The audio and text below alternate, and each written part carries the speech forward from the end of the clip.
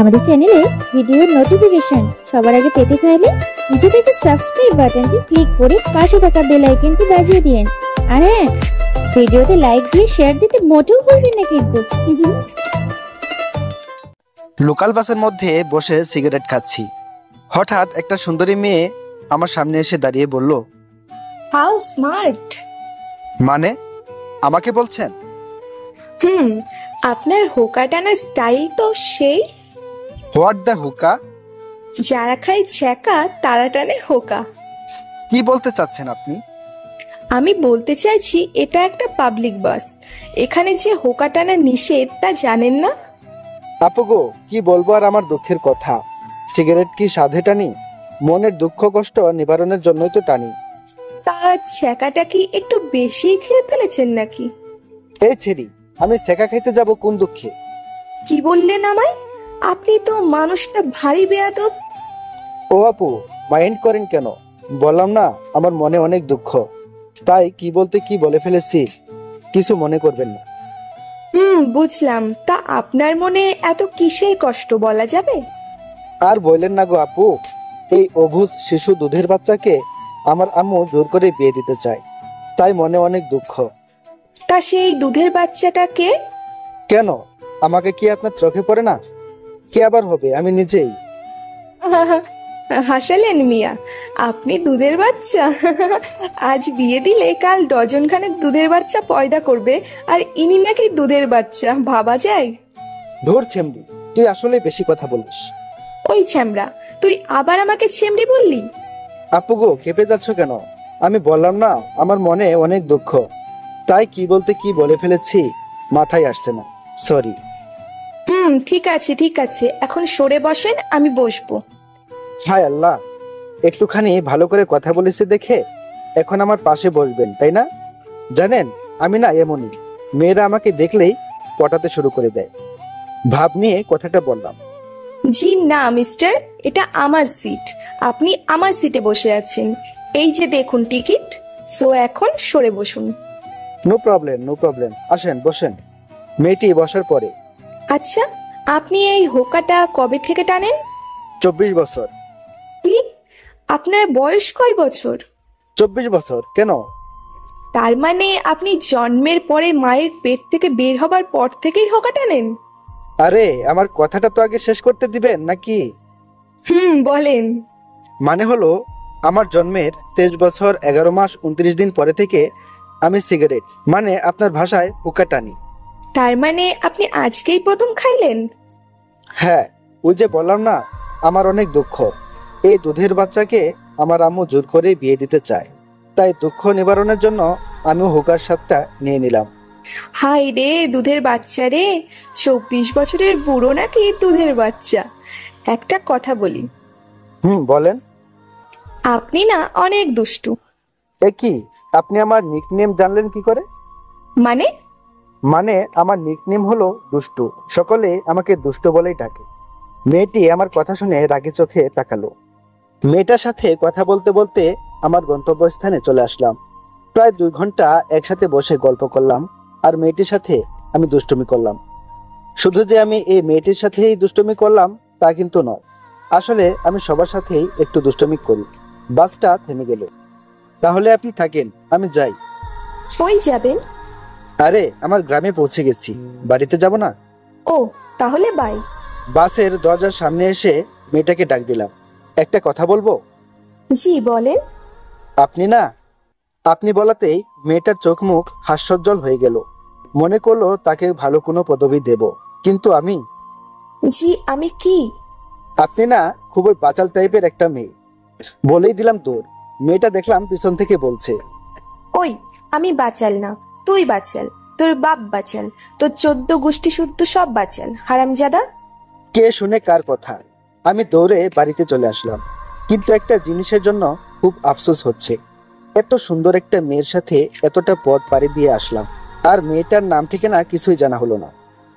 এরপর বাড়িতে এসে, কিরে বাবা, আয়সা পড়ছি? Good boy. শোন, কালকে কিন্তু তোর জন্য মেয়ে দেখতে যাব। আম্মু, আমি সবে বাসায় আসলাম, কোথায় খাইতে দেবে? তা না করে আমার বিয়ে নিয়ে পড়লে কেন?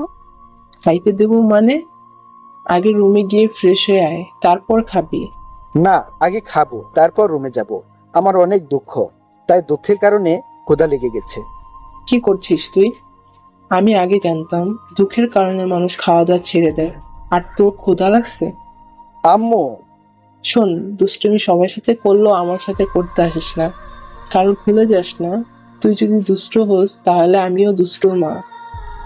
ক্ষুধা লাগছে, এখন খাইতে দাও। খাবার টেবিলে। আম্মু, আমার বিয়েতে মামা থাকবে না, তা কি কখনো হয়? আচ্ছা আম্মু, মামা কোথায় যেন থাকে? ওই কানাডা। কি? মামা কানা? কি বলছো এসব? আগে তো জানতাম না যে মামা কানা। হারামজাদা, তোর মামা কানা হতে যাবে কেন? তোর মামা থাকে কানাডাতে। ও, তাই বলো। আমি ভাবলাম মামাকে মনে হয় সত্যি সত্যি কানা বলছো। তোরে বলি এক কথা, তুই বুঝিস আরেক কথা। ভালোভাবে কোন জিনিসটা বুঝছিস বলতো? হ্যাঁ, বুঝি না। এখন খেতে দাও তো। তারপর আম্মু আমাকে খাইয়ে দিল। খাওয়া শেষ করে রুমে এসে ফ্রেশ হয়ে শুয়ে পড়লাম, কারণ বাড়িতে আসতে আসতেই সন্ধ্যা হয়ে গিয়েছিল। সকালবেলা ঘুম থেকে উঠে আমার শরীরে পানির অনুভব করলাম। ভাবলাম, এ কি, আমার ছাদটা আবার ফুটো হয়ে গেল নাকি? চোখ মেলে দেখি আম্মু হাতে বালতি নিয়ে দাঁড়িয়ে আছে। আম্মু, এই সকাল সকাল আমার ঘুম না ভাঙালে তোমার হচ্ছিল না, তাই না? ঘুম তো ভাঙতেই হবে, আজ তোর জন্য মেয়ে দেখতে যাব না? তাড়াতাড়ি উঠে রেডি হয়ে নে, আমরা বের হব। তুমি কি আমার বিয়ে দেওয়ার জন্য পাগল হয়ে গেলে নাকি? এই ভোরবেলা কি কেউ পাত্রী দেখতে যায়? ভোর পালি কোথায় তুই? ঘড়ির দিকে তাকিয়ে দেখ, কয়টা বাজে? 9:30 বেজে উঠলো, আর উনি বলছেন এখন নাকি ভোরবেলা।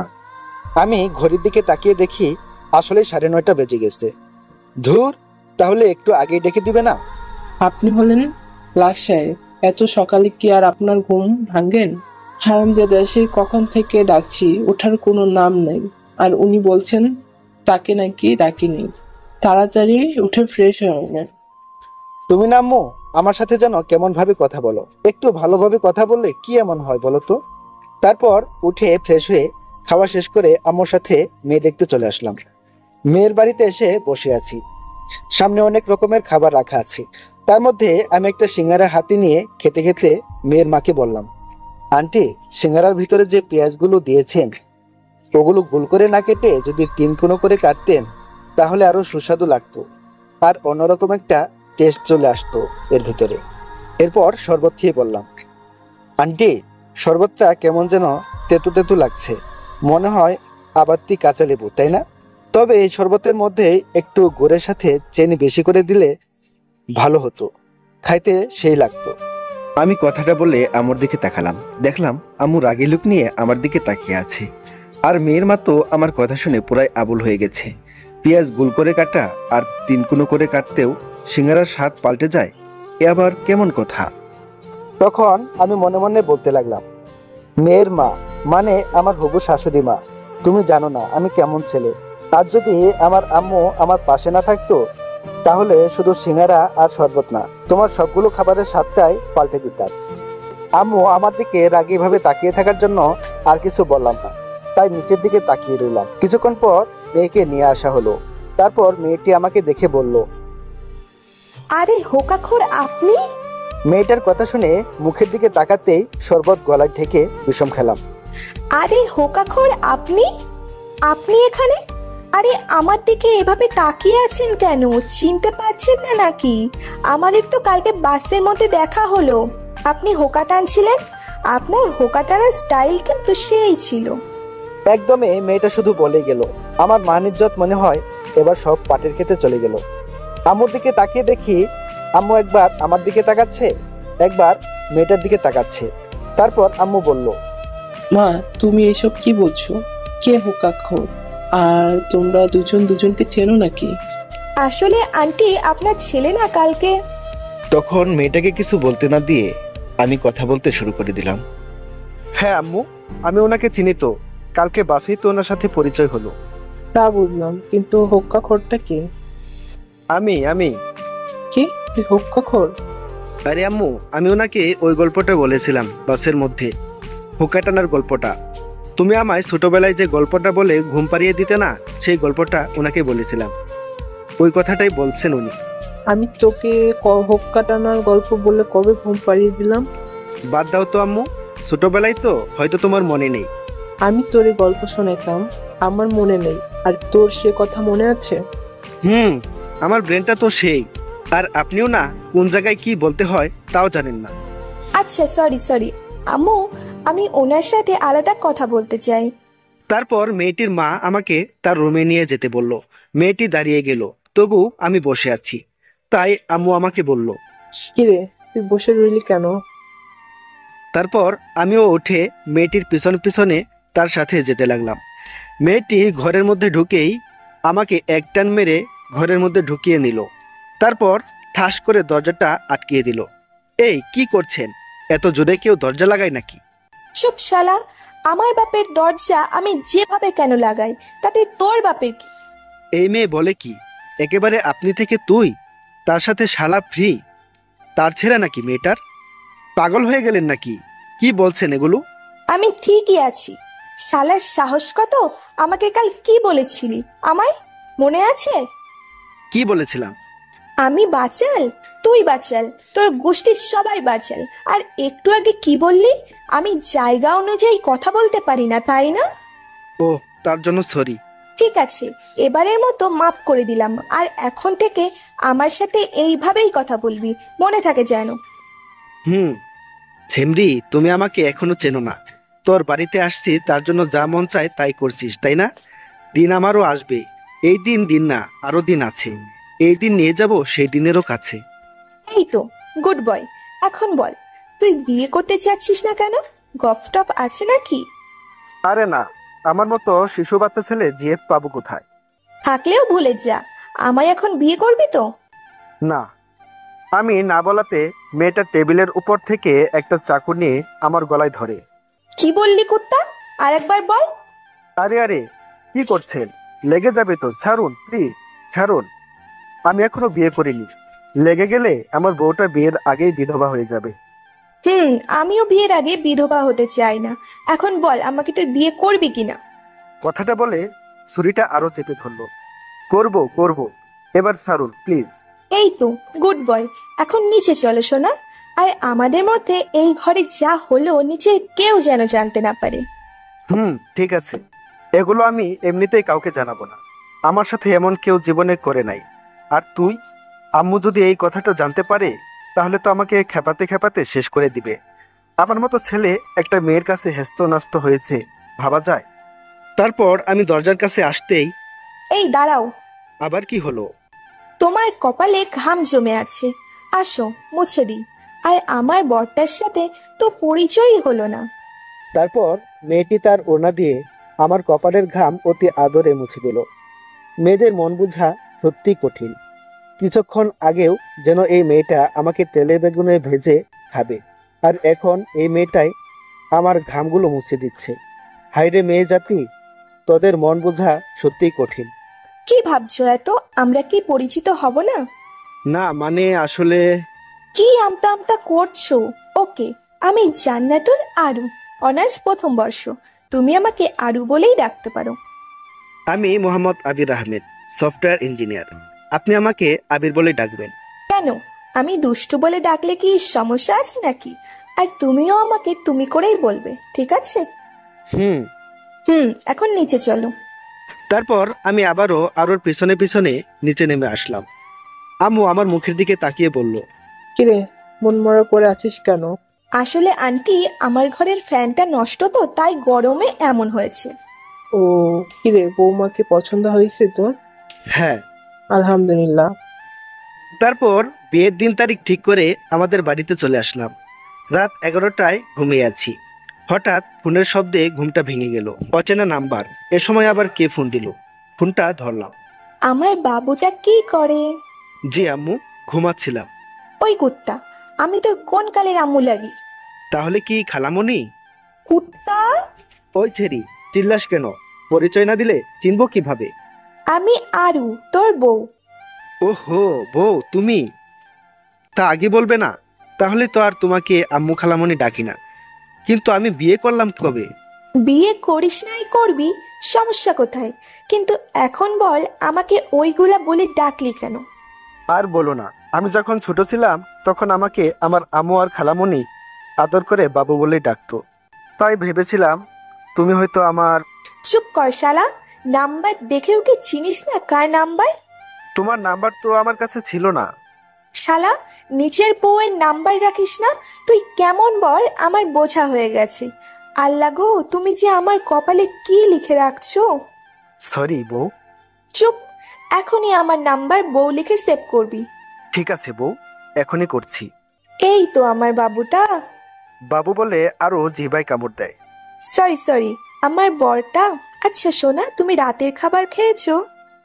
বউ খেয়েছি। তুমি খেয়েছো বউ? খেয়েছি। তা আমার বরটা কি দিয়ে খেলো? পান্তা ভাতের সঙ্গে আলু ভর্তা। কি আজীব, তুমি এই রাতে পান্তা ভাতের সাথে আলু ভর্তা খেয়েছো? ঠান্ডা লেগে যাবে না? তুমি কি জানো না এখন ঠান্ডা লাগলেই মানুষজন করোনা পদবি দিয়ে দিচ্ছে? ঠান্ডা লাগলে তখন কি হবে? কি করব বলো, আম্মুরও তো বয়স হয়ে গিয়েছে, তাই না? তো আমার বয়সের সাথে পান্তা খাবার কি সম্পর্ক? ওই যে, আম্মু তো আর এখন বেশি রান্না করতে পারে না, তাই আম্মু শুধু সকালে রান্না করে। সকালে গরম খাই, দুপুরেও খাবার খাই ওইগুলাই। পরে আম্মু পানি দিয়ে রাখি, তাই রাতের বেলায় পান্তা খাই। আমি তো আর আম্মুকে কষ্ট দিতে পারি না, তাই না? ইস, আমার সোনাটার রাতে পান্তা খেতে খুব কষ্ট হয়, তাই না? আর বেশি দিন তোমার কষ্ট করতে হবে না সোনা। আমাদের বিয়ে হয়ে গেলে তোমাকে প্রতিদিন প্রতি ওয়াক্তে গরম গরম খাবার খাওয়াবো, কেমন? হ্যাঁ সোনা, এখন ঘুমাই, আমার না প্রচুর পরিমাণে ঘুম পাচ্ছে। আচ্ছা সোনা, তুমি ঘুমাও। রাত জেগে আবার ঠান্ডা লাগতে পারে তোমার। এমনিতেই তুমি পান্তা খেয়েছো। রাখি, বাই। এই শোনো না। আবার কি হলো? এই না বললে তোমার ঘুম পাচ্ছে? পাচ্ছে তো। তো আবার কি? একটা দাও না। কি দিব? ওই যে সবাই যা দেয় সেটা, ঘুমানোর আগে। সবাই কি দেয়? ওই যে কিস। ধুর, তুমিও না। আমার বুঝি লজ্জা করে না? বিয়ের পর দিব, কেমন? এখন রাখি, তুমি ঘুমাও। বলে ফোনটা কেটে দিয়ে আরো মনে মনে ভাবতে লাগলো। কি লজ্জা, কি লজ্জা! ছেলেটা আসলেই একটা দুষ্টু। দুষ্টু না হলে কি কেউ এমন ভাবে চুমু চায়? দুষ্টু কোথাকার। কুত্তি, আমার সাধের ঘুমটা নষ্ট করে এখন লজ্জা পাচ্ছিস, তাই না? কত সুন্দর মুরগির মাংস দিয়ে ভাত খেয়ে ঘুম দিলাম, আর আমার ঘুমের 12টা বাজিয়ে দিল মেয়েটা। ভোরবেলায় ফজরের নামাজ পড়ে আবারও ঘুমিয়ে আছি। সকাল 8টায় আম্মু আমার রুমে আসে। ওই সারা ওঠ, আর কতক্ষণ ঘুমাবি? উঠতে হবে না? নাকি সারাদিন খালি ফোন টিপা আর ঘুম পাড়া ছাড়া কি তোর আর কোনো কাজ নেই নাকি? একই, আম্মু হঠাৎ করে আমার সাথে এমন ভাবে কথা বলছে কেন? অন্যদিন তো ভালোভাবেই ডেকে দেয়, আজ আবার কি হলো? কি হলো আম্মু, চেঁচাচ্ছ কেন? ওই, আমি এখন চেঁচাচ্ছি না? আমি এখন কথা বললেই তো তোর চেঁচামেচি মনে হয়, তাই না? ধুর আম্মু, কি বলছো এসব? কি হয়েছে তোমার? আমার কিছুই হয়নি। টেবিলের উপর খাবার রাখা আছে, ফ্রেশ হয়ে তাড়াতাড়ি এসে খেয়ে নেই। বলেই আম্মু চলে গেল। বুঝি না বাপু, এদের কখন কি হয়। ধুর, ভাল লাগে না। তারপর উঠে ফ্রেশ হয়ে নিচে খেতে চলে আসলাম। আম্মু খাইয়ে দাও। তোর কি হাত নাই নাকি? নিজে খাইতে পারিস না? প্লেটের নিচে খাবার রাখা আছে, খেয়ে নে। মনে হয় খুবই রেগে আছে আমার মা জননী, তাই আর তাকে কিছু বললাম না, না হলে অবস্থা অন্যরকম হতে পারে। খাবারের প্লেটটা সরাতেই আমার চোখ কপালে উঠে গেল। সুন্দরভাবে খাবারগুলো সাজানো আছে, পেঁয়াজ, কাঁচামরিচ, আলু ভর্তা আর পান্তা ভাত। আম্মু, এগুলো কে খাবে? কেন বাবা, তুই খাবি? তোর তো রাতে পান্তা খেতে কষ্ট হয়, তাই না? আমি ভাবলাম সারাদিন পান্তা ভাত খাবি আর রাতে না হয় গরম খাইলি। তুই তো আবার আমাকে কষ্ট দিতে চাস না। কি আইডিয়াটা ভালো হলো না বল? কাল রাতে আমি আরোকে যা যা বলেছি সেগুলো আম্মু কিভাবে জানলো? তাই তো বলি, আম্মু আমার সাথে এমন করে কথা বলছে কেন? আম্মু, আমি কখন তোমাকে এগুলো বললাম? তখন পিছন থেকে কেউ একজন বলল। আম্মুকে বলেন নাই, তবে আমাকে তো বলেছেন। আমি পিছনে তাকিয়ে দেখি আরো দাঁড়িয়ে আছে। এই মেয়ে এত সকালে আমাদের বাড়িতে কি করে? আরু, তুমি এত সকালে আমাদের বাড়িতে? আমি তোমার কথা রাতে বিশ্বাস করে ভাবলাম এখন থেকেই যখন সময় পাবো তখনই আম্মুকে এসে হেল্প করব। আর পরে আম্মুর কাছ থেকে জানতে পারলাম তুমি রাতে আমাকে যা যা বলেছো সবগুলোই মিথ্যা। শালা চিটার। কি বলছো আরু? আম্মু আছে তো। আর আম্মু, আমি পান্তা খেতে পারবো না। কি বললে? তুমি খাইতে পারবে না তাই না? দাঁড়াও, আমি তোমাকে খাইয়ে দিচ্ছি। খাইয়ে দিতে হবে না তোমাকে, আমি খাবোই না। কি বললি? তুই খাবি না তাই না? ছুরি আনবো? আম্মু, আম্মু আমার কথা শুনে একটা ভেঙচি কেটে চলে গেল। আর আমি পরে রইলাম ওই ঝগড়াটে মেয়ের কাছে। আর ও আমার কাছে এসে বসলো। দেখি দেখি, হা করো সোনা। না, আমি খাবো না। তুই হা করবি নাকি ছুরিটা গলায় ধরবো? তুমি পচা, তোমার কাছে আমি খাবো না। পচা মেয়ে, যাও বলছি, যাও। কুত্তা, আমি কিন্তু আবার সত্যি সত্যি রেগে যাচ্ছি। আরুর চিৎকারে ভয় পেয়ে সঙ্গে সঙ্গে হা করে ফেললাম। আর আরু আমার মুখের মধ্যে পান্তা ভাতের সঙ্গে আলু ভর্তা মাখিয়ে খাইয়ে দিতে লাগলো। উফ ভাই, সেই সুস্বাদু খাবারটা। খাওয়া শেষ করে আমি আমার রুমের মধ্যে এসে বসে আছি। আর আরু আম্মুর সাথে কি যেন কথা বলছে। কিছুক্ষণ পরে আরু আমার রুমের মধ্যে প্রবেশ করলো। তারপর, চলো। কোথায় যাব? বাইরে ঘুরতে বের হব আমরা। কিন্তু কোথায় যাব সেটা তো বলবে নাকি? গেলেই দেখতে পারবে। আমি আর কথা বাড়ালাম না। আম্মুকে বলে আরুর সাথে বেরিয়ে পড়লাম একটা রিক্সা নিয়ে। কিছু সময় পরে রিক্সাটা একটা রেস্টুরেন্টের সামনে থামলো। তারপর ভিতরে ঢুকে যা হলো আর যা দেখলাম তার জন্য মোটেও প্রস্তুত ছিলাম না আমি। হবু বউয়ের সাথে ঘুরতে বেরিয়েছি। হবু বউ আমাকে নিয়ে একটা রেস্টুরেন্টের মধ্যে প্রবেশ করলো। রেস্তোরাঁর মধ্যে ঢুকতেই একদল মেয়ে আমাদের সামনে এক প্রকার দৌড়ে চলে আসলো। শালার মেয়েগুলাও না দেখতে একদম এক একটা উফ। তাদের মধ্যে একটা মেয়ে আমার বউকে মানে হবু বউকে উদ্দেশ্য করে বলল, তো মালটা কে রে? উফ, দেখতে তো সেই। আরে দোস্ত, সেই মাল তো। দেখতে একদম আখের মতো, চিকন হলেও ভেতরটা মনে হয় রসে ভরা। মনে হচ্ছে আখের মতো এখনই চিবিয়ে খেয়ে ফেলি। আল্লাহ গো, এ আমি কাদের পাল্লায় পড়লাম? এরা কি আমাকে ইফটেজিং করছে? ধুর, ভয় পাই নাকি আমি? আমি হলাম পুরুষ মানুষ। পুরুষ মানুষ কি ভয় পায় নাকি? মেয়েগুলোর কথা শুনে আমার হবু বউ দেখলাম রেগে আগুন। ওই, তোরা এগুলো কি শুরু করলি? ও আমার বর, ভালোভাবে কথা বল। আরে দোস্ত, রাখিস কেন? আমরা তো এমনি মজা করলাম। তুই তো আমাদের বললি তোর হবু বরের সাথে আমাদের পরিচয় করিয়ে দিবি, তাই আমরাও দুলা ভাইয়ের সাথে একটু মজা করলাম। দুলা ভাই, আপনি কি রাগ করলেন? আমি মেয়েটার গালে একটা টিপুন মেরে মুচকি হাসি দিয়ে বললাম, ধুর শালি, কি যে বলো না। তোমরা না আসলে এক একটা শালি। শালিদের কথায় কি রাগ করা যায়? আপনি কি আমাদেরকে গালি দিচ্ছেন ভাইয়া? দেখো দেখো, শালিগুলো বলে কি। আমি তোমাদের গালি দিতে যাব কেন? এটা তো আমাদের সম্পর্কের নাম। ওই, তুমি এখন চুপ করবে? তোদের সাথে ওর পরিচয় করিয়ে দিই।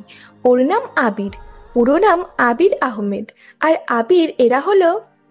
থাক দোস্ত, তোর পরিচয় করিয়ে দিতে হবে না।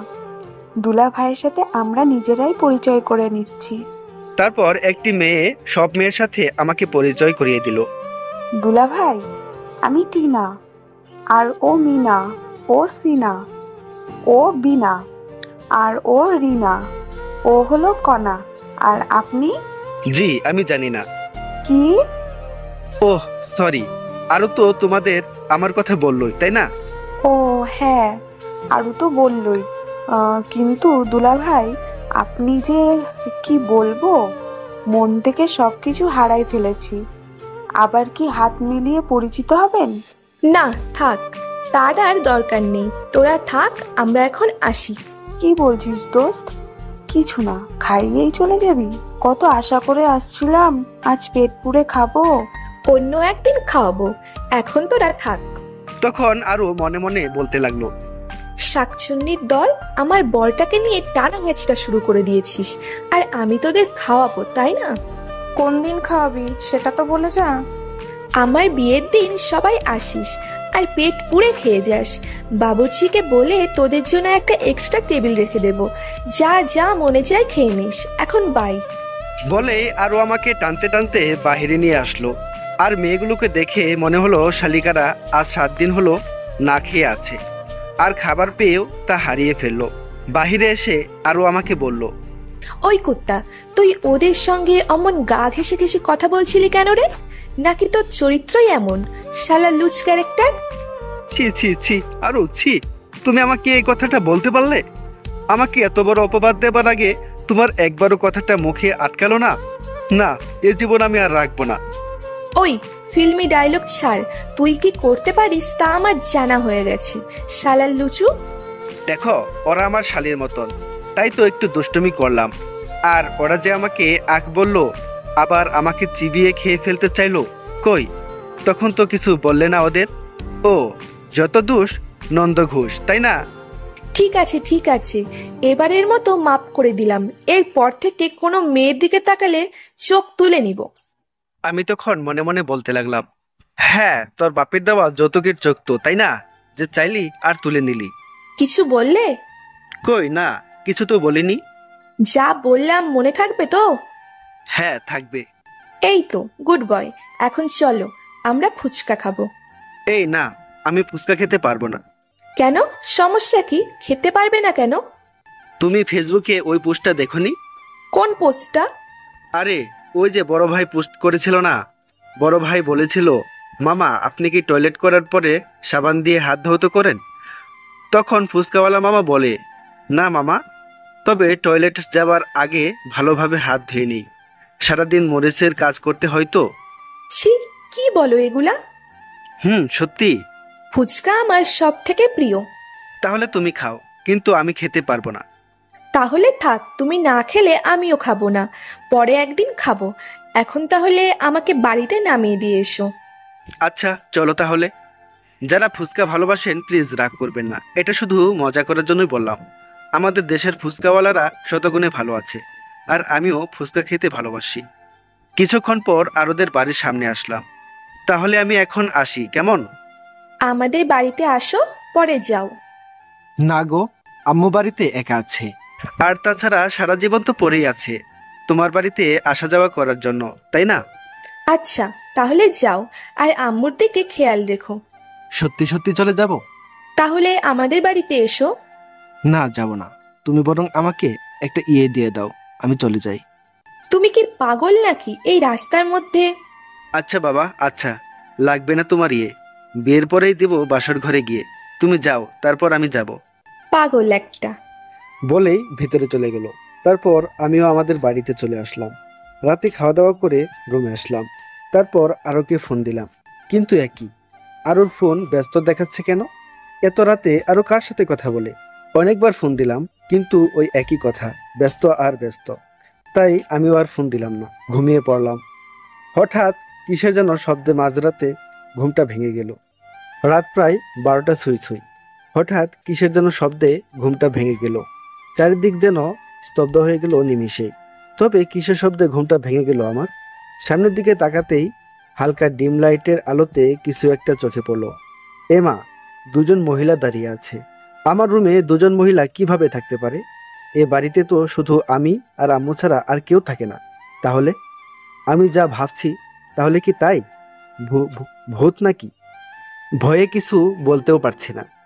কিছুক্ষণ পরে দেখতে পেলাম ঘরটা লাল, নীল, বেগুনি আরো অনেক রঙে রাঙিয়ে উঠল। ও মাগো, তাহলে কি এটা ভূত পেতনিদের গায়ের রং? না, আমি মরতে চাই না এই ভূতদের হাতে। কিছু একটা আমাকে করতেই হবে। কি করব? পেয়েছি। তাই শরীরে যতটা সম্ভব শক্তি আনা যায়, সব শক্তি এক জায়গায় করে দিলাম এক চিৎকার। ও মা গো, ভূত বাঁচাও! মাগো বাঁচাও! মেরে ফেললো আমায়, বাঁচাও! কেউ বাঁচাও আমাকে! আমার চিৎকার শুনে ঘরটা এমনি এমনি আলোকময় হয়ে উঠল, মানে কন্টেন্টের বাল্বটা জ্বলে উঠল। আর কে যেন দৌড়িয়ে এসে আমার মুখটা চেপে ধরলো আর বলতে লাগলো, happy birthday to you, happy birthday to you my dear Abir, happy birthday to you. আমি তো পুরাই অবাক। ঘরটার চারদিকে তাকিয়ে দেখি পুরো ঘরটা সুন্দরভাবে সাজানো। আর যে দুজন মহিলার কথা বললাম, তারা আর কেউ নয়, একজন আমার আম্মু আর একজন আমার হবু বউ আরু। আজকে আমার জন্মদিন, আর আমারই মনে ছিল না। কিন্তু আরু কিভাবে জানলো যে আজ আমার জন্মদিন? আর এই প্ল্যানটাই বা কার? কি আবির, কেমন সারপ্রাইজ দিলাম বলো? রাখো তোমার সারপ্রাইজ। আমি কতটা ভয় পেয়ে গিয়েছিলাম সেটা জানো? তখন আরো এসে আমার কানটা ধরলো। আমার সোনাটা ভয় পেয়ে গেছে। সরি জানু। আরে আরে কি করছো? সরি বলতে হবে না, আমি অনেক খুশি হয়েছি। কিন্তু এত কিছু কখন করলে আর কিভাবে করলে? আমি আর আম্মু মিলে প্ল্যান করেছি। সকালে তোমাকে খাওয়ানোর পরে তুমি যখন তোমার রুমে চলে গেলে, তখন আম্মু আমাকে বলল কাল নাকি তোমার জন্মদিন। তারপর সকালের ঘটনা। মা, কি বুঝলে আমার ছেলেটা কেমন? আম্মু ভালোই, তবে অনেকটা দুষ্টু। মা, আমার ছেলেটা দুষ্টু হলো, ওর মনটা অনেক ভালো। কারোর কখনো ক্ষতিও দেখতে পারে না। গরিব দুঃখীদের সাহায্য করতে চেষ্টা করে, ওর যতটুকু সাধ্য আছে। সবার খুশিতে ও খুশি, আর সব সময় সবাইকে আনন্দ দেওয়ার চেষ্টা করে। আম্মু জানি, সেটা আমি প্রথম দিনই বুঝতে পেরেছি ওকে দেখে। তারপরও মা, আমার এই বজ্জাত ফাজিল ছেলেকে একমাত্র তুমি ঠিক করতে পারবে।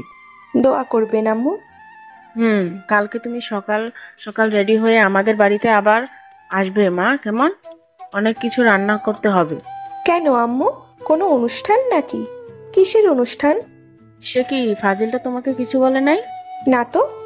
কালকে তো ফাজিলটার জন্মদিন, আর তোমাকে বলবোই বা কেমনে? ওর জন্মদিন কবে ওর নিজেরই মন থাকে না, তাই হয়তো বলে নাই। তাহলে একটা প্ল্যান করবেন আম্মু। তারপর আম্মুকে সবকিছু বুঝিয়ে বলি, আর কি কি আনতে হবে সেগুলোও বলি। তারপর তোমাকে আমি বাহিরে বেড়াতে নিয়ে যাই, আর সেই ফাঁকে আম্মু সব কিছু গুছিয়ে রাখেন। আমাকে না জানিয়ে এত কিছু করে ফেললে? তোকে বলতে যাবো কেন রে? আমার বৌমা থাকতো। ও, এখন আমার থেকে ওই পেতনিটা তোমার কাছে আপন হয়ে গেল, তাই না? আম্মু দেখছেন, আপনার ছেলে আমাকে পেতনি বলছে। ওই ফাজিল, আমার মেয়েটাকে একদম পেতনি বলবি না। ঠিক আছে। ওকে ওকে, আমরা আর আজকের এই দিনে ঝগড়া না করি। কেকটা তো কাটতে হবে নাকি? আয় তোরা। তারপর আমি, আম্মু আর আরো মিলে কেকটা কাটলাম। আম্মুকে প্রথমে আমি খাইয়ে দিলাম, তারপর আরোকে খাইয়ে দিলাম, তারপর তারা দুজনে আমাকে খাইয়ে দিল। আরো তো প্রথমে খাইয়ে দেওয়ার আগে আমার পুরো মুখ কেক দিয়ে মাখিয়ে নিল। হা, মেয়েটা আমার মতোই দুষ্টু আর অনেকটাই মিশুক। আমি একটা জিনিস বুঝলাম না, মেয়েটা এত তাড়াতাড়ি কিভাবে আমাদের পরিবারের সঙ্গে নিজেকে মানিয়ে নিল। আমার সাথে এমন ব্যবহার করে যেন তার সাথে আমার 4-5 বছর প্রেম করার পরে বিয়েটা হচ্ছে। অনেক আনন্দ করলাম তিনজন মিলে। তারপর আম্মু, আমি তাহলে এখন আসি, কেমন? আরুর কথা শুনে আমার মনটা খারাপ হয়ে গেল। তুমি কি পাগল হয়ে গেলে নাকি? মা এত রাতে বাড়িতে কিভাবে যাবে? কিন্তু কোনো কিন্তু নয়, তুমি আমার সাথে এসো মা। আজ মা মেয়ে দুজনে একসাথে ঘুমাবো, আসো। আরু আমার দিকে তাকিয়ে মুচকি হাসি দিয়ে বলল, ঠিক আছে আম্মু, চলুন। তারপর আরু আম্মুর সাথে আম্মুর রুমে চলে গেল, আর আমি পরে রইলাম আমার রুমে। আমিও শুয়ে পড়লাম, কিন্তু কিছুতেই ঘুম আসছে না। বিয়ের আগেই যদি বউ আমাদের বাড়িতে থাকে তাহলে কি ঘুম আসে বলুন? ইচ্ছে করছে আরুর সাথে ছাদে বসে ওই খোলা আকাশটা দেখি আর গল্প করি। আরুকে কি একটা SMS দেব যাতে ছাদে আসে? যেই ভাবা সেই কাজ, দিলাম একটি SMS। বউ কি করো? আরু সঙ্গে সঙ্গে রিপ্লাই দিল, আমার বরটার কথা ভাবি। আমার বর এত দুষ্টু কেন? তাহলে কি দুষ্টুমি ছেড়ে দেব? না, কখনোই না। এইভাবেই সারাটা জীবন আমার সাথে দুষ্টুমি করে যাবে। কি পারবে না? খুব পারবো। ঘুমাবে না? ঘুম তো আসছে না গো, কি করব? তাহলে শুধু শুয়ে থাকো, ঘুমাতে হবে না। ছাদে আসবে, ওই খোলা আকাশটা দেখতাম দুজন মিলে আর গল্প করতাম আমাদের ভবিষ্যৎ নিয়ে। আমারও তো যেতে মন চাচ্ছে, কিন্তু আম্মু ঘুমায়নি এখনো? ঘুমিয়েছে তো। তাহলে এসো, আমি ছাদে বসে আছি। কিন্তু আরে কোনো কিন্তু নয়, এসো তো, আমি তোমার জন্য অপেক্ষা করছি। ঠিক আছে, আসছি, দাঁড়াও তুমি। রাত 2:30 ছাদে বসে বসে আরুর জন্য অপেক্ষা করছি। মেয়েটাকে সেই কখন আসতে বললাম, কিন্তু তার আসার কোনো নামই নেই। একে তো রাত, তার উপর ছাদের মধ্যে। একা একা ভয় লাগে না বলুন? না, কি করব এখন? ফোনটাও তো ঘরে ফেলে এসেছি, না হলে ফোন করে জানা যেত আসতে এত দেরি হচ্ছে কেন। এতক্ষণের অবসান ঘটিয়ে কেউ একজন তার নরম কোমল মসৃণ হাত আমার কাঁধের উপর রাখলো। পিছনের দিকে না তাকিয়েই আমি বলে ফেললাম, এতক্ষণে আসলে আরু? সেই কখন থেকে একা একা বসে আছি। আমার কি ভয় ডর বলতে কিছু নেই নাকি? আমি তোর মা, একা একা যদি ভয়ই লাগে তাহলে এত রাতে ছাদে বসে বসে কি করিস? পিছনের দিকে তাকিয়ে দেখি এমা, এ তো সত্যি আমার আম্মু। আম্মু এখানে কি করে? আর আরুই বা আসলো না কেন? ভুর, ভাল লাগে না। আম্মু তুমি এখানে? এত রাতে এখানে কি করো? আমি। তুই কি করছিস এই মধ্যরাতে ছাদের উপর? ভালো লাগছিল না, আর ঘুমও আসছিল না, তাই ছাদে এসে বসে আছি। কিন্তু তুমি এখানে আসলে কেন? আরো তো একা একা ভয় পাবে রুমের মধ্যে। আরো রুমে নেই, ওর আব্বু আর ভাইয়া এসে নিয়ে গেছে। আরুর আব্বু অসুস্থ নাকি? কি বলছো? কখন নিয়ে গেলেন? আরুর আম্মু অসুস্থ, সেটা আমাকে একবারও জানানোর প্রয়োজন মনে করলো না? তার আগেই চলে গেল মেয়েটা। 20 মিনিট হবে, তোকে অনেকবার ফোন দিয়েছিল মেয়েটা, কিন্তু তুই ধরলি না। তাই আমি আরুকে বললাম ও হয়তো ঘুমিয়ে গেছে, তুমি তাড়াতাড়ি তোমার মায়ের কাছে যাও। আমি সকালে আবিরকে নিয়ে তোমাদের ওখানে যাব। আর আরু যাবার কিছুক্ষণ পরে আবার আমাকে ফোন দিয়ে জানালো তুই নাকি ছাদে একা একা বসে আছিস, তাই আমিও তোকে নিতে এলাম। ও, শালার শাশুড়ি অসুস্থ হওয়ার আর টাইম পেল না। যে ভাবলাম তার মেয়ের সাথে একটু সুখ দুঃখের আলাপ করব, অমনি তার অসুস্থ হতে হবে।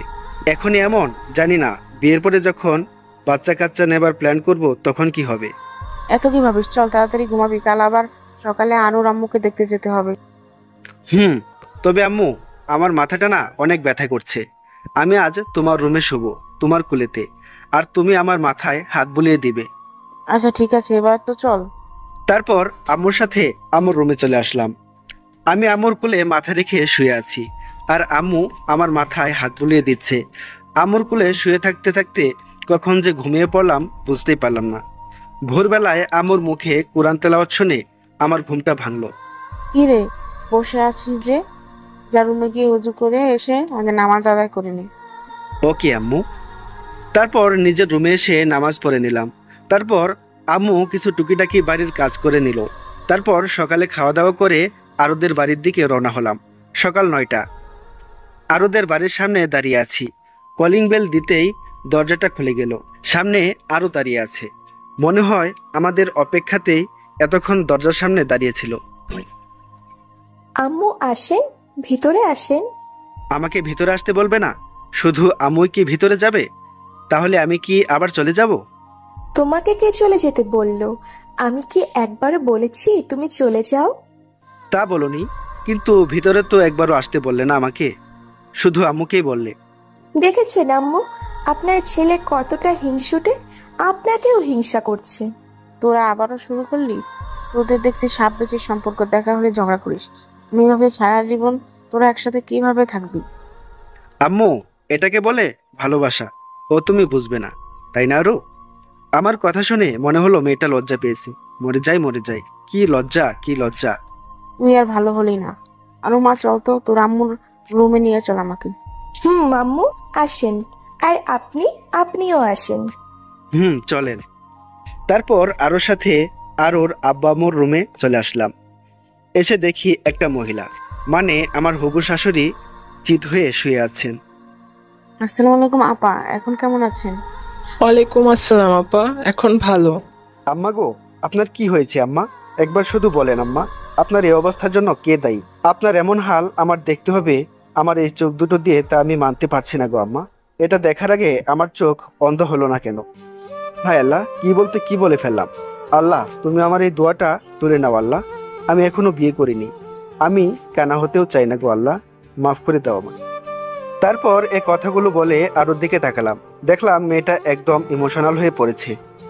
আরও আমার দিকে ছলছল চোখে তাকিয়ে আছে। আরও ভাবছে আমি তার মাকে কতটা সম্মান করি, ভালোবাসি। এদিকে আরুর আম্মু ইমোশনাল হয়ে পড়েছেন, কিন্তু আমার আম্মু ঠিকই ধরতে পেরেছেন যে এটাও আমার দুষ্টুমি ছাড়া আর কিছু না। বাবা, এত উত্তেজনা হওয়ার কিছু হয়নি আমার, তুমি উত্তেজনা হয়েও না বাবা, সব ঠিক হয়ে গেছে। এ আপনি কি বলছেন আম্মা? আপনার এত বড় একটা অসুখ করলো, আপনি মরতে মরতে বেঁচে উঠলেন, আর বলছেন কিছুই হয়নি? আমার কথা শুনে সবাই আমার দিকে অবাকের উপর অবাক দৃষ্টিতে তাকালো। আবির, এগুলো কি বলছো তুমি? উনি মরতে যাবেন কেন? আরো মামনি, তুমি ওকে নিয়ে তোমার রুমে যাও তো, তোমার আম্মুর সাথে আমার কিছু কথা আছে। ঠিক আছে আম্মু। তারপর আরুর সাথে আমি ওর রুমে চলে আসলাম। আরুর রুমে ঢুকতেই ও দরজাটা বন্ধ করে দিয়ে দৌড়ে এসে আমাকে জড়িয়ে ধরে হাউমাউ করে কান্না করতে লাগলো। আরুর কাণ্ড দেখে তো আমি অবাক। এই মেয়েটার আবার কি হলো? আমার সোনাটার আবার কি হলো? কাঁদছো কেন এভাবে জানো? আবির, তুমি আমাদের পরিবারকে নিয়ে এতটা ভাবো? তুমি সত্যিই অনেক ভালো Abir. I love you Abir, I love you so much. বাহ, এইটুকুতে এত কিছু! সামান্য একটু কান্না করার জন্য এত সম্মান পেলাম। ভাবতেই কেমন যেন নিজেকে গর্বিত মনে হচ্ছে নিজের উপর। আই লাভ ইউ টু জানু। এবার তো আমাকে ছাড়ো, জামাটা তো ভিজে গেল। না, ছাড়বো না। এখন তোমার ওই গোলাপি রঙের ঠোঁট দুটো আমার দখলে নিয়ে নিব। বলেই আরও ওর মিষ্টি ঠোঁট দুটো আমার ঠোঁটের সাথে মিশিয়ে দিল। আর ওর ওই গোলাপি রঙের ঠোঁটের সাথে আমার ঠোঁট দুটো আটকে আছে। শুধু যে আটকে আছে তা বললে ভুল হবে, কারণ দুজনের রেসপন্স যেন বেড়েই চলেছে। দুজনের একজনেরও ছাড়ার কোনো নামই নেই। তার সাথে আরও ঠোঁটের সাথে আমার ঠোঁট বাড়ি খাওয়ার কারণে এক অন্যরকম শব্দের সৃষ্টি হচ্ছে। এই শব্দটার কারণে একজন আরেকজনের উপর যেন আরও মাতাল হয়ে পড়ছি। আমাদের অনুভূতি, আকর্ষণ যেন ক্রমশ বৃদ্ধি পাচ্ছে। আরও ঠোঁটটা যেন আমাকে আরও তার কাছে টানছে। সাথে আরও ছাড়ার পাত্রী নয়, আরও যেন আমাকে আষ্টে পৃষ্ঠে জড়িয়ে ধরে তার রেসপন্স বাড়িয়ে তুলছে। দুজনেই ভেসে বেড়াচ্ছি অজানা এক সুখের রাজ্যে। আমাদের এই মাতাল করা মুহূর্তটার ছেদ ঘটিয়ে কে যেন দরজায় কড়া নাড়তে লাগলো। হ্যাঁ, এটা আর কেউ নয়, আমার আম্মু। আবির, আমাদের এবার যেতে হবে। দেখ, আমি আরো আম্মুর ঘরে তোর জন্য অপেক্ষা করছি। আম্মুর ডাকে যেন আমাদের দুজনের হুঁশ ফিরল। তারপর আমরা একজন আরেকজনকে এক ঝটকায় ছেড়ে দিয়ে সিটকে দুজন ঘরের দুদিকে চলে গেলাম। আরও সোজা তার বিছানার উপর গিয়ে বালিশের মধ্যে মুখ লুকিয়ে ফেললো। আর আমি দরজার সামনে গিয়ে আবার একটা বিষয় মনে করে থেমে গেলাম। আম্মু, তুমি একটু অপেক্ষা করো, আমি আসছি। আমি বিছানার কাছে আরুর সামনে এসে দাঁড়ালাম। তারপর একটা হাত আরুর কাঁধের উপর রেখে আরুকে ডাকলাম, আরু। আরুর কাঁধে হাত রাখতেই ও যেন কেঁপে উঠল। আর আমি ওর নাম ধরে ডাকতেই ও লাফ দিয়ে উঠে আমাকে আষ্টে পৃষ্ঠে জড়িয়ে ধরে আমার বুকের মধ্যে মুখ লুকিয়ে ফেলল। বুঝতে আর বাকি রইল না যে মেয়েটা প্রচুর পরিমাণে লজ্জা পেয়েছে। আমি আর ওর মাথার উপর হাত রেখে ওর ঘন কালো চুলগুলোর মধ্যে আমার আঙুলগুলো বলাতে বলাতে বললাম, আরু, এই আরু, কি হলো? মেয়েটা কিছুই বলছে না, একদম নিশ্চুপ। হয়তো কাজটা করার জন্য অনেকটা লজ্জা পেয়েছে। আমি আবারও বললাম, আমার বউটা কি লজ্জা পেয়েছে? অনেকটা। বাহ, আমার ঝগড়াটে বউটা দেখিয়ে লজ্জাও পায়। তা আরেকবার হবে নাকি বউ? তোমার ঠোঁট দুটো কিন্তু সেই পরিমাণে মিষ্টি। যাহ দুষ্টু, সারাদিন শুধু দুষ্টুমি না? আমার বুঝি লজ্জা করে না? এত লজ্জা কোথা থেকে পাও শুনি? আর লজ্জা পেলে হবে না তো, যা হওয়ার তা তো হয়ে গেছে। দেখি একবার আমার মুখের দিকে তাকাও তো, আমার বউটাকে এক নজর দেখে তারপর যাই। এবার আরও আমার মুখের দিকে মায়াভরা দৃষ্টিতে তাকালো, সাথে তার চাহনিতে ভয়ের আভাটাও স্পষ্ট দেখতে পেলাম। আরও মায়াভরা দৃষ্টিতে আমার দিকে তাকিয়ে বলল, যেতে হবে মানে? কই যাবে? বাড়িতে যেতে হবে না? আম্মু তো ডেকে গেল আমাকে। এক্ষুনি চলে যাবে? আমাকে দুহাতে জড়িয়ে ধরে আরও কথাটা বলল, হ্যাঁ সোনা, আম্মু তো তাই বলল। তাছাড়া বাড়িতে আম্মু অনেক কাজ রেখে এসেছে, সেগুলো গিয়ে করতে হবে। ঠিক আছে, তাহলে যাও। রাগ করলে নাকি বউ? কাল তো আবার দেখা হচ্ছেই। আমি কারোর উপর রাগ করিনি। ঠিক আছে, তাহলে যাওয়ার আগে কি আরেকবার হয়ে যাবে সোনা? যা হবে সব বিয়ের পরে, এখন তুমি যাও তো। বলেই আমাকে ধাক্কিয়ে ঘর থেকে বের করে দিয়ে দরজাটা লাগিয়ে দিল। আমি বেচারা নিরুপায় হয়ে আরুর আম্মুর রুমে চলে আসলাম। তারপর আম্মুকে ডেকে বললাম, আম্মু চলো এখন। আমার কথা শুনে দুজনে আমার দিকে তাকালো। আমাকে দেখেই তাদের মুখটা যেন অন্যরকম হয়ে গেল। আমার দিকে তাকিয়ে আরুর আম্মু ও আমার আম্মু একজন আরেকজনের মুখের দিকে তাকালেন। কি হলো, বাড়িতে যাবে না নাকি? ও হ্যাঁ, চল। তারপর আরুর আম্মুর থেকে বিদায় নিয়ে নিলাম। রুম থেকে বের হওয়ার আগে দেখলাম দুজনেই মিটমিট করে হাসছে। বেন সাহেব, বিয়ের তারিখটা মনে হয় তাড়াতাড়ি ঠিক করতে হবে। আরুর আম্মু আর কিছুই বলল না, শুধু হাসতে দেখলাম। পুরো রাস্তায় আম্মুর মুখে কেমন যেন হাসি হাসি ভাব দেখলাম। আম্মু, বল। তোমার কি হয়েছে বলো তো? এভাবে হাসছো কেন? কই হাসছি? আমার কিছু হয়নি তো। আমি দেখতে পাচ্ছি তুমি এখনো হাসছো আর বলছো হাসছি না। এমনি কিছু না।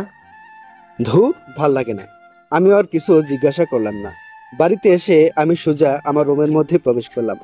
শরীরটা কেমন যেন ক্লান্ত ক্লান্ত লাগছে, তাই আগে ফ্রেশ হওয়ার জন্য বাথরুমে গেলাম। বাথরুমের মধ্যে প্রবেশ করে আয়নাতে চোখ পড়তেই আমার চোখটা যেন কপালে উঠে গেল। আয়নাতে যা দেখলাম তা দেখার জন্য আমি মোটেও প্রস্তুত ছিলাম না, কারণ আমার ঠোঁট দুটো একদম লাল হয়ে আছে। তার মানে হলো আরও ঠোঁটের লিপস্টিক আমার ঠোঁটে লেগে আছে। এর জন্যই আম্মু ওইভাবে হাসছিল। এবার নিজের উপর নিজেরই কেমন যেন লাগছে। লজ্জায় নাকি ভয়ে বুকটা ধুকপুক শুরু হয়ে গেল। কি লজ্জা, কি লজ্জা! এটা শুধু আম্মু না, আরুর আম্মুও দেখেছে। এখন মেয়েটার উপর খুব রাগ হচ্ছে। তাহলে বের হওয়ার আগে একবার বলবি না যে আমার ঠোঁটে লিপস্টিকের দাগ রয়েছে? আর কিছু না ভেবে ফ্রেশ হয়ে রুমে চলে আসলাম। দরজাটা আটকে শুয়ে আছি আর ভাবছি আম্মুর সামনে এখন কিভাবে যাব। এর আগে তো কখনো এমন পরিস্থিতিতে পড়িনি। জীবনে অনেক রকমের দুষ্টুমি করেছি, কিন্তু লজ্জা কি জিনিস তা কখনোই বুঝতে পারিনি বা বুঝে ওঠা হয়নি। কিন্তু আজ কি থেকে কি হয়ে গেল, তার জন্য এখন লজ্জায় বাইরে যেতেই মন চাইছে না। তাই দরজা জানালা সব বন্ধ করে যেই শুতে যাব তখনই ফোনটা বেজে উঠল। ফোনের স্ক্রিনের দিকে তাকিয়ে দেখি আরুর নামটা জলজল করে ভাসছে। এই মেয়েটা এখন আবার ফোন দিল কেন? ইচ্ছে না থাকা সত্ত্বেও ফোনটা রিসিভ করলাম। হ্যালো। সোনা, তোমার জন্য সুখবর আছে। সুখবর? সোনা, সুখবর। সুখবর? তার মানে তুমি কি মা হতে চলেছ? দিলে তো মুডটা বিগড়ে। মা হওয়া ছাড়া কি আর কোনো সুখবর হয় না নাকি? সব সময় তোমার মনের মধ্যে এইগুলোই চলে নাকি? ধুর, কি যে বলো না তুমি। আমার মাথাটা ঠিক নেই, তাই উল্টোপাল্টা বলে ফেলেছি। কেন, কি হয়েছে আবার তোমার? আগে তুমি বলো, কি সুখবর দিবে? গেস করো। এই ছেড়ি, ভঙ্গিমা না করে তুই কি বলবি কি হয়েছে? কি বললে তুমি? আমি তোমার সাথে ভঙ্গিমা করছি? আরো আরো শোনা, কাঁদে না। আচ্ছা বাবা, আই এম সরি। এবার তো বলো কি বলবে। ইস, আমার লজ্জা করে, আমি বলতে পারবো না। তুই মাফ কর। কি হয়েছে বললে বল, না বললে নাই। আমি ফোনটা রাখলাম। এই ফোনটা রাখবে না প্লিজ। আমি বলছি কি হয়েছে। হ্যাঁ বলো, কি খবর দিবে? সত্যি বলতে হবে? ইস, এ তো মহা মুশকিলে পড়লাম। তুই কি বলবি কি হয়েছে? বলবো। আরো শোনা, তোর কিছু বলতে হবে না রে। তুই এবার আমাকে মাফ কর আপু। বলছি তুমি মা হবে আর আমি বাবা হব। আমি মা হব আর আরো বাবা হবে? এ কেমন কথা? এবার দুঃখে আমার হাসি পাচ্ছে। কথাটা শুনে কিছুক্ষণের জন্য স্তব্ধ হয়ে গেলাম। আমি মা হব কিভাবে? আর যদি মা হইও, তাহলে নর্মালে তো জীবনেও কিছু হওয়ার সম্ভাবনা নেই সিজার ছাড়া। আর সিজার করতে গেলে তো ভাবতেই গা শিংড়ে উঠছে আমার। আরো গো, ও আরো শোনা, তুমি এগুলো কি বলছো? আমি মা হব মানে? ও সরি, খুব এক্সাইটেড মোডে ছিলাম তো, তাই উল্টোটা বলে ফেলেছি। আসলে আমি বলতে চাইছি আমি মা হব আর তুমি বাবা। উফ, এবার যেন ধরে প্রাণটা এলো। এখন নিজেকে পুরুষ মানুষ লাগছে, কিন্তু তারপরও খরচা একটা রয়ে গেল। আমার তো এখনো বিয়েই হয়নি, আর তার সাথে আমার এখনো ফিজিক্যাল কোনো কিছু হয়নি। তাহলে আমি বাবা কিভাবে হব? তুমি এগুলো কি বলছো আরু? আমি বাবা কিভাবে হব? আমাদের তো এখনো বিয়েই হলো না। এখন না হলে কি হবে, 2 বছর পরে হবে তো নাকি? তুমি এগুলো কি বলছো? আমি কিন্তু কিছুই বুঝতে পারছি না। তুমি কি বলতে চাও একটু সহজ করে বলবে প্লিজ? আসলে কিছুক্ষণ আগে আমার শাশুড়ি মা আমার মাকে ফোন করেছিল। তাতে কি হয়েছে? আম্মু বলল সামনের সপ্তাহের 33 তারিখে নাকি আমাদের বিয়ে, তারপর বাসরাত, আর তারপরেই তুমি বাবা আর আমি মা। ও এই কথা? তাই এই কথাটা সরাসরি বললে তো পারতে। এত ঘোরাতে হবে কেন? তোমরা মেয়েরা এমন কেন বলো তো? সোজাসুজি একটা কথাও কি বলতে পারো না? সব কথাই ঘুরিয়ে পেঁচিয়ে বলতে হবে তোমাদের? না, পারি না। এতে তোমার কোনো সমস্যা? না, সমস্যা হতে যাবে কেন? এই দাঁড়াও, তুমি কি যেন বললে? আমাদের বিয়ে 33 তারিখে? কেমনে এটা সম্ভব? 33 হতে যাবে কেন? আমি তো বললাম 23 তারিখে। তুমি কি শুনতে কি শুনেছো? তুমিই তো বললে তোমার মাথাটা নাকি ঠিক নেই। তাই হবে হয়তো। এইবার বলো তো তোমার কি হয়েছে? শুনবে? হুম। তাহলে শোনো। সারাদিনের ঘটে যাওয়া কথাগুলো আরোকে বললাম।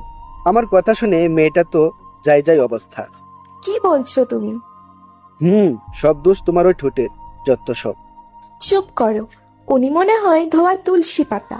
আর এই জন্যই তো বলি, এত তাড়াতাড়ি আমাদের বিয়ের তারিখ ঠিক করলো কেন? এখন আমি কি করব? একটা বিষয় কিন্তু ভালোই হলো, তাই না? রাগ তোর ভালো। আমার ইজ্জতের ফেলুদা বানিয়ে এখন বলছিস ভালো হইলো? আমি কিছু বলতে যাব তখনই আম্মুর ডাক পড়লো। আবির, আবির, টেবিলে খাবার দিয়েছি, খেয়ে যা। আসছি আম্মু। আরো আম্মু ডাকছে, তোমার সাথে পরে কথা বলি।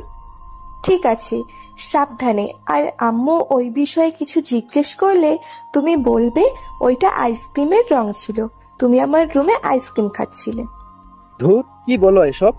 আম্মু এসব বিষয়ে তাই কিছু জিজ্ঞেস করবে নাকি? বাট তোমার ঠোঁটটা কিন্তু আইসক্রিমের থেকেই কম না। যেমন নরম তেমন কোমল, বেশ ঠান্ডা, আর সাথে রং তো আছে। ধুর শালা, ফোন রাখ, সব সময় শুধু দুষ্টুমি না? বলে আরো ফোনটা কেটে দিল। কেমন মেয়ে রে বাবা, তোর কথা বাদ দে, যাই আগে খেয়ে আসি। পেটটা কেমন খোদায় চুচু করছে। লজ্জা শরমের মাথা খেয়ে খেতে চলে আসলাম। পুরুষ মানুষের কি এত লজ্জা পেলে চলে? খাবার টেবিলে বসতেই আম্মু যা বলল তা শুনে তো আমি অবাক। কালকেই তোমার বিয়ে, আর ওর আম্মুর সাথে কথা বললাম, ওনার কোনো আপত্তি নেই। কাল সারাদিন বাসাতেই থাকবি, কোথাও যাবি না। আম্মুর কথা শুনে কিছুক্ষণ আম্মুর মুখের দিকে তাকিয়ে রইলাম, তারপর বললাম, কালকে বিয়ে মানে কি? কি বলছো আম্মু? কালকে বিয়ে কিভাবে সম্ভব? কেন সম্ভব না? এখনো বিয়ের কোনো গোছগাছ কিছুই হলো না, তাহলে কাল কিভাবে বিয়েটা হয়?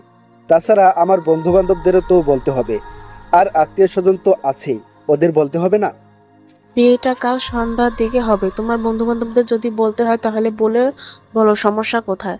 আর গোছগাছ নিয়ে তোমার কোনো চিন্তা করতে হবে না। ফয়সাল আর রাফিকে বলে রেখেছি, ওরা কাল সকালেই চলে আসবে, আর আসার সময় বিয়ের সবকিছু কিনে নিয়ে আসবে। আগে বিয়েটা হয়ে যাক, তারপর একদিন অনুষ্ঠান করে সব আত্মীয় স্বজনদের দাওয়াত করে আনলেই হবে। কিন্তু আম্মু। আমি আর কোনো কথা শুনতে চাচ্ছি না। আমি চাই না তুমি বিয়ের আগে কোনো অঘটন ঘটিয়ে বসো। আমার কথা ছাড়া নিশ্চয়ই বুঝতে পেরেছো তুমি? আম্মু। আর কোনো কথা নেই, খাওয়া হয়ে গেছে, এখন যাও, গিয়ে ঘুমিয়ে পড়ো। আমি আর কথা বললাম না, কারণ আম্মু আমার সাথে এভাবে আগে কখনো কথা বলেনি, যতই দুষ্টুমি করি না কেন। কিন্তু আজকে যা হয়ে গেল, এটা কোনো দুষ্টুমি না। খাওয়া শেষ করে রুমে এসে শুয়ে পড়লাম। বিয়েই তো করতে হবে, আর তো কিছু না, অত চিন্তা করে লাভ নেই। আমার মাথা ভীষণ ব্যথা করছে, ভালোভাবে একটু টিপে দাও তো। মাত্রই তো রান্না করে আসলাম, এখন আবার তোমার মাথা টিপে দিতে হবে? ওই কুত্তা, তোরে কি বললাম, কানে যাচ্ছে না? বললাম না আমার মাথা ব্যথা করছে, মাথা টিপে দে তাড়াতাড়ি। আরে শোনা, রাগ করো কেন? আমি তো তোমার সাথে মজা করলাম। এই তো এক্ষুনি তোমার মাথা টিপে দিচ্ছি। দাও। তারপর আরুর মাথা টিপে দিলাম। সবেমাত্র রান্না করে এসে একটু বসতে যাব, আর অমনি নাকি ওর মাথাটা ধরে গেল। বিয়ে করে বিয়ের পর থেকে একটা দিনও শান্তি পেলাম না। হয়েছে, দেখো তো, বাবু মনে হয় টয়লেট করেছে, যাও ওগুলো পরিষ্কার করে এসো। বউ, যাচ্ছি। তবে 20টা টাকা দিবে, দরকার ছিল। 20 টাকা? ইস, এত টাকা দিয়ে কি করবা? হ্যাঁ, আসলে একটু স্টলে যেতাম চা খাওয়ার জন্য। অনেক দিন হলো তো, আমার কাছে কোনো টাকা নেই। যদি দিতে খুবই উপকার হতো আমার। ঠিক আছে ঠিক আছে, আগে যাও, বাবুর টয়লেট পরিষ্কার করে আসো, তারপর দিব।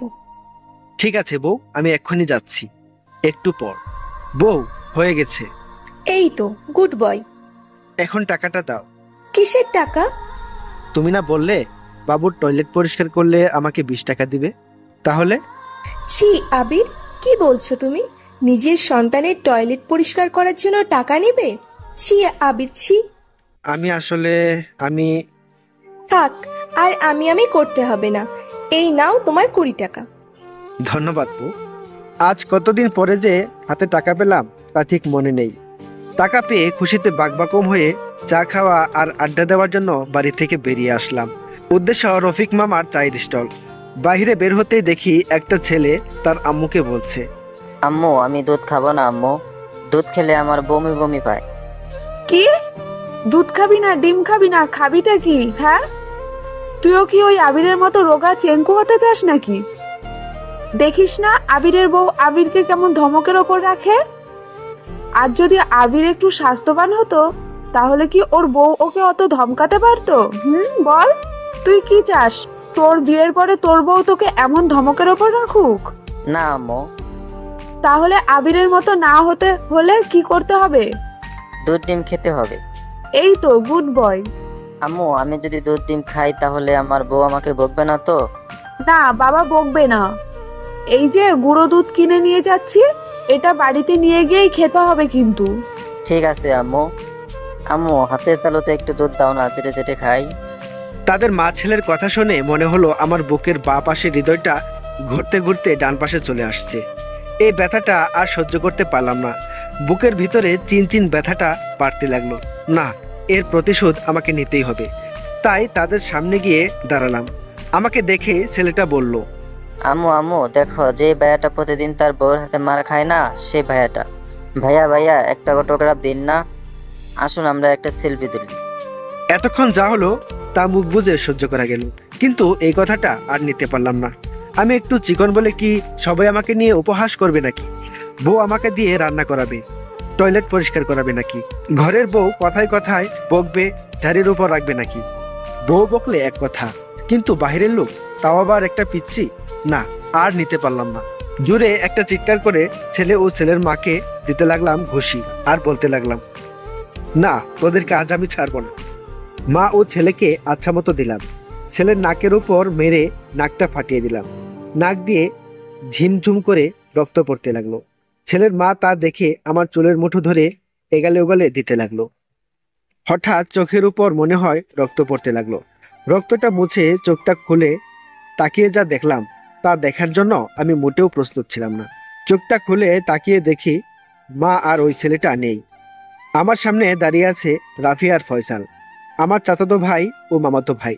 ফয়সালের নাক দিয়ে সমানে রক্ত পড়ছে, আর রাফির হাতটা বেঁকা হয়ে আছে। আমি এগুলো দেখে তাদের দিকে করুণ দৃষ্টিতে তাকিয়ে বললাম, রাফি ভাই তোরা, আর আমি এখানে কেন? আর তোদের এমন অবস্থা কেন? শালা বিয়াদব, এতক্ষণ থাপড়েয়া শালা, এখন বলছিস আমাদের এমন অবস্থা কেন? ফয়সাল, সম্মান দিয়ে কথা বলো। আমি তোমার থেকে 9 বছরের বড়, সে কথা কি মনে আছে?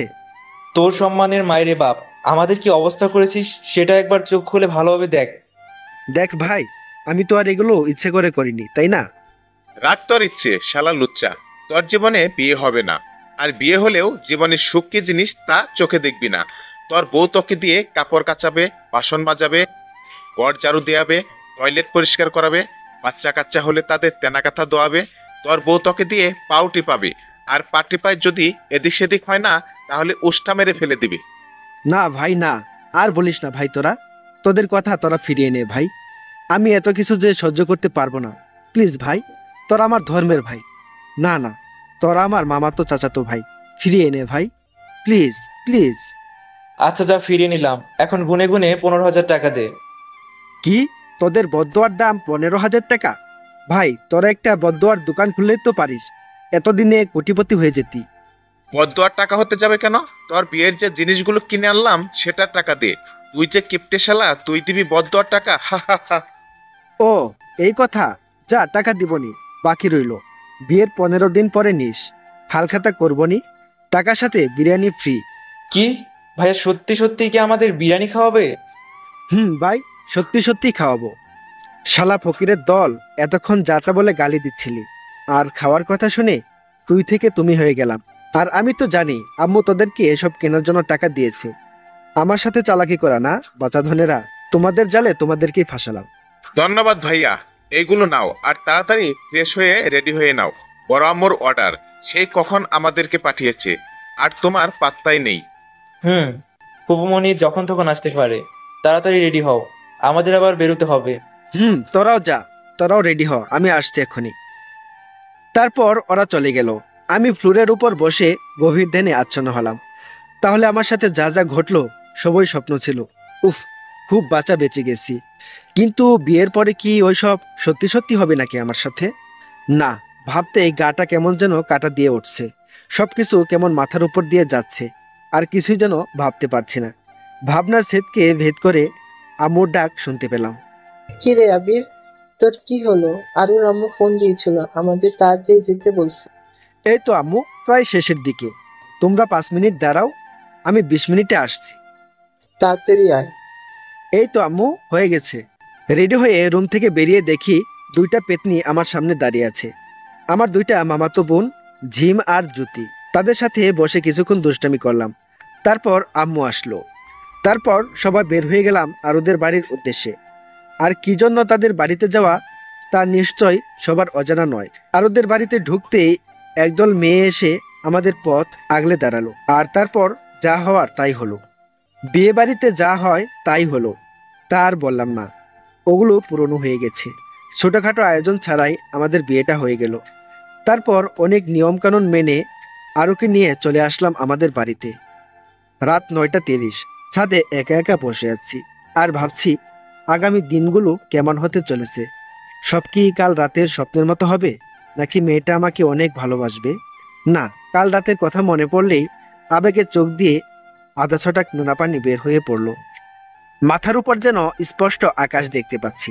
ও, আকাশ তো সবসময় মাথার উপরেই থাকে। কিছুক্ষণ পরে কারো ডাকে হুঁশ ফিরল আমার। কিরে ভাইয়া, একা একা এখানে কি করিস? তোর জন্য বিড়ালটা সেই কখন থেকে বসে আছে। ফাজলামো করিস আমার সাথে? বিড়াল আমার জন্য বসে থাকবে কেন? আরে গাদারাম, এ বিড়াল সে বিড়াল না, এ বিড়াল হলো। থাক, আপনাকে আর পাকনামো করতে হবে না। আমি বুঝে গেছি আপনি কি বলতে চাচ্ছেন। তাহলে যাও, বিড়ালটা মারো আর রাজ্যটা জয় করে আসো। ভাইরে, আমারও তো মনে চাচ্ছে যে বিড়ালটা মারি, কিন্তু বিড়াল মারার পরে যে আমি শেষ হয়ে যাব রে ভাই। ভাইয়া, তুমি দুর্বল নাকি? তোমার কি জোর নাই নাকি? আমি বললাম কি, আরও বুঝলো কি? এমনি কি বলি, আজকালকার পোলাপান জন্মের পর থেকেই এক একটা পিস হয়। আমি ভাবছি পা টেপা, বাসন মাজা, টয়লেট পরিষ্কার করার কথা, আর ও কত দূর চলে গেছে। আগে যখন আমরা ওগুলোর বিজ্ঞাপন দেখতাম তখন ভাবতাম বেলুনের বিজ্ঞাপন, আর এখনকার পোলাপান প্যান্থারের নাম শুনলে চিতাবাঘ মনে করে না, অন্য কিছুই মনে করে।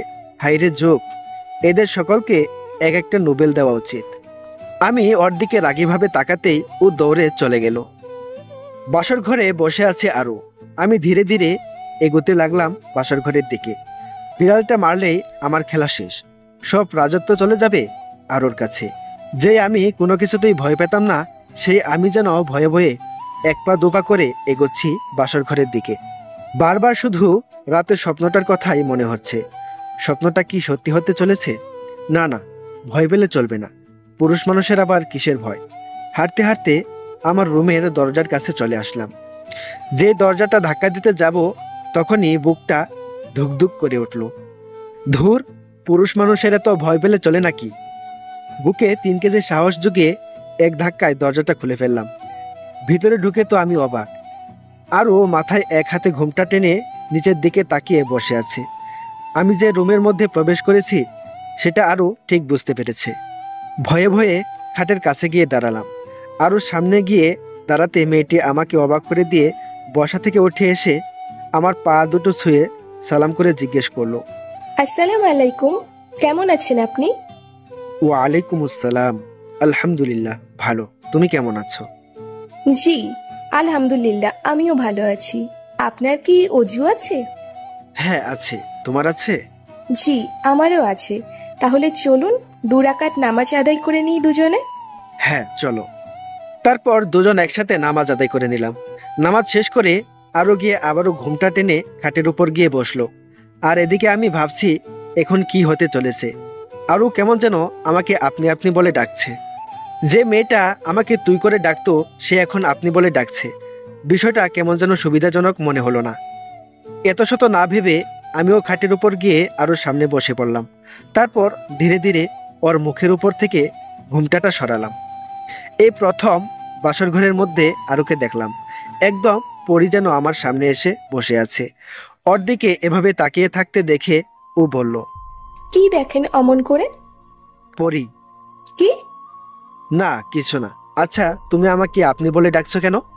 আপনি তো আমার স্বামী, ভাবি বলেছেন স্বামীকে নাকি আপনি বলে ডাকতে হয়। তা তোমার ভাবি কি তোমার ভাইয়াকে আপনি বলে ডাকে? কই না তো, ভাবি তো ভাইয়াকে তুমি বলেই ডাকে। তাহলে তুমি কেন আপনি বলে ডাকছো? তাই তো, আমরা এই বিষয়ে আর কথা না বলি। চলো বিড়াল মারার কাজটা সেরেই ফেলি। চলো। আমি আরুকে আর কিছু বলতে না দিয়ে ওর চুলে নাক ঘষতে শুরু করলাম। নাক ডুবিয়ে ওর চুলের সুবাস নিতে লাগলাম। ও বারবার কেঁপে উঠছিল। ওর পিঠের দিকে ঘাড়ের মাঝ বরাবর চুমু দিলাম। ওর হাতের ভাঁজে নিজের হাতটি রাখলাম। ওর লজ্জাত্মক শিহরণ আমাকে মাতাল করে তুলছে। ওর সারা শরীরে পাগলের মতো করে ভালোবাসার পরশ এঁকে দিতে লাগলাম। পরে ওকে কুলে তুলে নিলাম। পাগলিটা লজ্জায় একেবারে লাল হয়ে গেল। ওকে বিছানার উপর আস্তে করে শুইয়ে দিলাম। ওর চোখের দিকে তাকালাম, যেখানে লেখা ছিল, তুমি আমাকে সুখের শেষ ঠিকানাটা দেখিয়ে দাও। আমিও আস্তে করে ওর কানের কাছে মুখ নিয়ে বললাম, আমি তোমায় নিয়ে একটা সুখের সাগর পাড়ি দিতে চাচ্ছি, যাবে আমার সাথে? আরও শুধু আমার দিকে তাকিয়ে একটু মুচকি হাসলো। পরে ওর হাতের ভাঁজের মাঝে আমার হাতটা আটকে রেখে বিছানায় চেপে ধরলাম। কপালে ভালোবাসার একটা পরশ এঁকে দিলাম। ও শুধু মুখটা উপরে তুলে কিস করতে চাইলো। পরে ওর গলায় একটা চুমু দিয়ে দুজনে চলে গেলাম স্বামী আর স্ত্রীর সবচেয়ে ঘনিষ্ঠ সম্পর্কের মাঝে। সেই সুখের রাজ্যে যাওয়ার সময় কখন যে আরুর হাতটা ছেড়ে দিয়েছি আমার খেয়াল নেই। আরও তার দুই হাত দিয়ে আমাকে আষ্টে পৃষ্ঠে জড়িয়ে ধরে কিস করছিল আর চোখ দিয়ে পানি পড়ছিল। আমি জানি এটা যেমন ওর কষ্টের তেমন আনন্দেরও। আমার পিঠের কয়েকটা জায়গায় ওর বড় নখগুলো দিয়ে আশ্রে দিয়েছে। তাতে কি, ওর ভালোবাসার কাছে সামান্য নখের আছর কিছুই না। দুজনে শুয়ে আছি, দুজনের কারো গায়েই কাপড় নেই। একটা বিছানার চাদর আমাদের আবরণী হয়ে আছে। এক অজানা সুখের সাগর থেকে যেন দুজনে ঘুরে আসলাম। এভাবেই হাসি খুশিতে আর রোমান্টিক ভালোবাসার মাধ্যমে 5টি বছর কেটে গেল। আমাদের একটা ফুটফুটে মেয়ে হয়েছে। ওর নাম রেখেছি আলিয়া। মেয়েটা খুব ঝগড়ুটে, একদম ওর আম্মুর মতো। দুষ্টুও বটে, ঠিক আমার মতো। যেমন দুষ্টুমি করে ঠিক তেমনই ঝগড়া করে, তবে আমার সাথে অতটা ঝগড়া করে না। আর ওর সাথেই বেশি সময় ঝগড়া করে। মা মেয়ের ঝগড়া দেখি আর সেই লেভেলের হাসি, একদম প্রাণ খুলে হাসি। আম্মু কি করো? দেখছিস না কি করছি? রান্না করছি, দেখতে পাচ্ছিস না? আম্মু তুমি আমাকে বকো কেন? তুমি খুব পচা। হ্যাঁ আমি তো পচাই। এই বাড়িতে তো শুধু তুই আর তোর আব্বু ভালো, তাই না? হ্যাঁ আব্বু তো ভালোই, আব্বু আমাকে চকলেট কিনে দেয়। মামুনি, তোমার আম্মু অনেক পচা, তাই না? আম্মু পচা, আম্মু পচা। আমি পচা না? ঠিক আছে, দেখা যাবে কে পচা আর কে ভালো। রাতে দুজনের একজনকেও আমার কাছে শুতে দেব না, তখন যেন এই পচা আম্মু আর পচা বউটার কাছে না আসা হয়। এই দেখেছো মামুনি, তোমার আম্মুর কি রাগ দেখেছো? একটু দুষ্টুমি করা যাবে না তোমার আম্মুর সাথে? করা তো যাবেই না। আব্বু আম্মু আমাকে একটা ভাই এনে দাও না, আমি ওর সাথে খেলবো। ঠিক আছে মামুনি, এনে দিব। এই আরু, চলো না আলিয়ার জন্য একটা ভাই নিয়ে আসি। আবির, তোমার সব সময় শুধু দুষ্টুমি, তাই না? দুষ্টু ছেলে কোথাকার। বউ, এই দুষ্ট ছেলের দুষ্টুমি আজ রাতে আবার তোমাকে দেখাবো, কেমন? আমিও দেখতে চাই তুমি কেমন দুষ্টুমি জানো। ঠিক এভাবেই দুষ্টু মিষ্টি ঝগড়া আর রোমান্টিক ভালোবাসার মাধ্যমে আমাদের সুখী জীবনটা চলতে থাকে।